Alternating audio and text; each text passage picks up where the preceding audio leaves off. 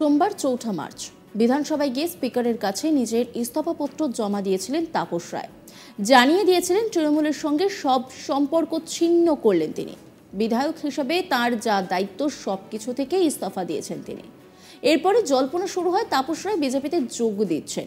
যদিও সেদিন তাপস রায় নিজে জানাননি বিজেপিতে যোগ দেওয়ার কথা, কিন্তু এরই মধ্যে তাপস রায়কে ডেকে পাঠানো হয় বিধানসভায়। হঠাৎ করে আবার কি হলো? বুধবার ৬ মার্চ তাপস রায় বিধানসভায় আসেন। তিনি দেখা করেন স্পিকার বিমান বন্দ্যোপাধ্যায়ের সঙ্গে। জানানো হয় তাপস রায়ের ইস্তফাপত্রে ত্রুটি ছিল, তাই সেটি সরকারিভাবে এখনো গৃহীত হয়নি।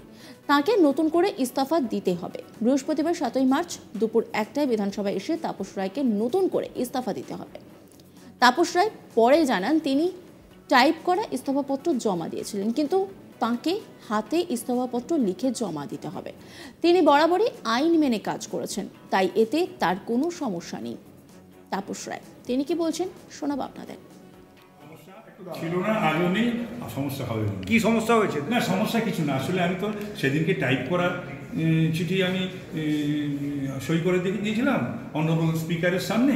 তো ব্যাপারটা ওটা টাইপ করলে হয় না, রেজিগনেশনের কারণও দর্শাতে পারা যায় না, শুধু ওই হাতে লিখে দিতে হয় রেজিগনেশন। আপনি কি কোনো কারণ দর্শন দিয়েছিলেন? হ্যাঁ, সেটা কি উল্লেখ? পার্সোনাল দিয়েছিল, আর কিছু না। একটাই তো ফরম্যাট আছে, তো সেটা উনি অর্ডার দিয়ে দিলেন। কাল আমি একটা এসে একদম সেটাকে এই আনরিভাইজটা নিয়ে যাবো, নিয়ে কালকে আমি একটাই আসবো এসে। মানে আজও বলা যাবে না যে আপনার রেজিগনেশন অ্যাকসেপ্ট হলো? আজও বলা যাবে না এই অবস্থায়? আমি রেজিগনেশন দিয়ে দিয়েছি, অ্যাকসেপ্টেড অর নো অ্যাকসেপ্টেড, আমি রেজিগনেশন করে দিয়েছি। আমি যে করে দিয়েছি তারপরে নিশ্চয়ই আমি যে জায়গা থেকে রেজিগনেশন করে দিয়েছি, তারপরে তো আর আবার বিধানসভায় আসা, হ্যাঁ, মানে পদ্ধতিগত কারণে কালকে আসতে হবে। হ্যাঁ, এটাই বলে যাবে, পদ্ধতিগত কারণে কালকে আসতে হবে। স্পিকার তো বিশিষ্ট আইনজীবী, এবং আমিও মানে নিয়ম মেনে চলা মানুষ, আনএথিক্যাল কোনো কাজ কখনো করিনি এবং করবো না। ঠিক আছে, নো প্রবলেম। এ বিষয়ে স্পিকারও জানান তাপস রায়ের ইস্তফাপত্রে পদ্ধতিগত ত্রুটি ছিল, তাকে নতুন করে ইস্তফা জমা দিতে বলা হয়েছে। বিমান বন্দ্যোপাধ্যায় তিনি কি বলছেন শোনাবো আপনাদের। আমার কাছে এসেছেন আজকে এবং আমি একটা ইলাবোরেট অর্ডার দিয়েছি, এবং তিনি যে রেজিগনেশন লেটারটা দিয়েছেন, that is not in conformity with the provisions laid down under Rule 241B, and that observation I have made. On being asked, Tapas Rai opted to submit fresh resignation letter, and accordingly I have fixed tomorrow at 1 p.m. for consideration if any such resignation letter comes afresh. Sir, তাহলে আজকে যে এর আগের দিন যে resignation লেটারটা দিয়েছিলেন ইস্তফাপত্র, সেটা তাহলে গৃহীত হলো না?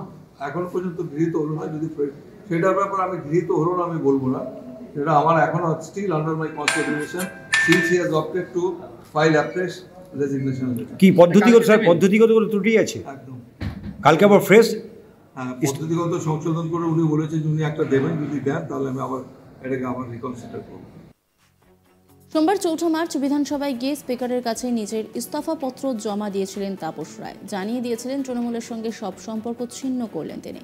বিধায়ক হিসেবে তার যা দায়িত্ব সবকিছু থেকে ইস্তফা দিয়েছিলেন তিনি। এরপরে জল্পনা শুরু হয় তাপস রায় বিজেপিতে যোগ দিচ্ছেন। যদিও সেদিন তাপস রায় নিজে জানাননি বিজেপিতে যোগ দেওয়ার কথা, কিন্তু এর মধ্যেই তাপস রায়কে ডেকে পাঠানো হয় বিধানসভায়। হঠাৎ করে আবার কি হলো?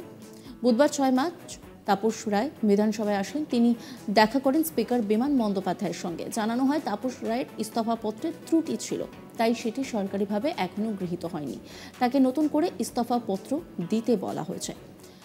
বৃহস্পতিবার ৭ মার্চ দুপুর ১টায় বিধানসভায় এসে তাপস রায়কে নতুন করে ইস্তফা দিতে হবে। তাপস রায় পরে জানান তিনি টাইপ করে ইস্তফাপত্র জমা দিয়েছিলেন, কিন্তু তাকে হাতে ইস্তফাপত্র লিখে জমা দিতে হবে।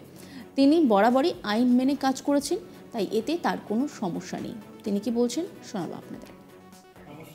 ছিল না, আজও নেই, সমস্যা হবে না। কি সমস্যা হয়েছে? না, সমস্যা কিছু না। আসলে আমি তো সেদিনকে টাইপ করা চিঠি আমি সই করে দিয়েছিলাম অনারেবল স্পিকারের সামনে। তো ব্যাপারটা ওটা টাইপ করলে হয় না, রেজিগনেশনের কারণও দর্শাতে পারা যায় না, শুধু ওই হাতে লিখে দিতে হয় রেজিগনেশন। আপনি কি কোনো কারণ দর্শন দিয়েছিলেন? হ্যাঁ, সেটা কি উল্লেখ? পার্সোনাল দিয়েছিল, আর কিছু না। একটাই তো ফরম্যাট আছে, তো সেটা উনি অর্ডার দিয়ে দিলেন। কাল আমি একটা এসে একদম